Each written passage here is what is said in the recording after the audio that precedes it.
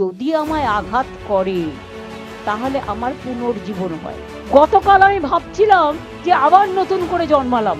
যারা তৃণমূলকে অনেক বাজে বাজে কথা বলেন এবং অনেক অসার কথাবার্তা বলেন, অনেক কুৎসা রটনা করেন, অপপ্রচার করেন, চক্রান্ত করেন, তারা জানেন না তৃণমূল কংগ্রেস কর্মীরা এক একটা দলের এমন সম্পদ, যদি বলা হয় যাও ফাঁসির কণ্ঠে গলা দাও, সঙ্গে সঙ্গে একবার জিজ্ঞেস করবে না, চলে যাবে।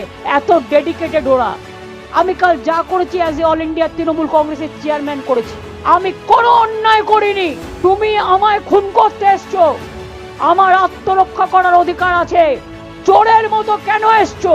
তুমি চুরি করে সব মানুষের এসআইআর এর ডাটা তুলে নিয়ে যাচ্ছিলে। তুমি আমার পিএলএ 1 এর ঠিকানা, পিএলএ 2 ঠিকানা, সাধারণ মানুষের দরখাস্ত, তুমি সমস্ত ডেটা আমার অফিস থেকে চুরি করছিলে। তোমরা তো 6টা থেকে ঢুকেছো, আমি তো গেছি 11:45। 5.5 ঘন্টা সবই তো চুরি করেছো। বাকি কিছু রেখেছো? মানুষকে আমি ভালোবাসি যেমন, জোড়া ফুলটাতেই তো আমরা দাঁড়াই। তা জোড়া ফুলটা যদি রক্ষা না হয়, পার্টিটাই যদি রক্ষা না হয়, তো মানুষের জন্য লড়াইটা করবো কি করে?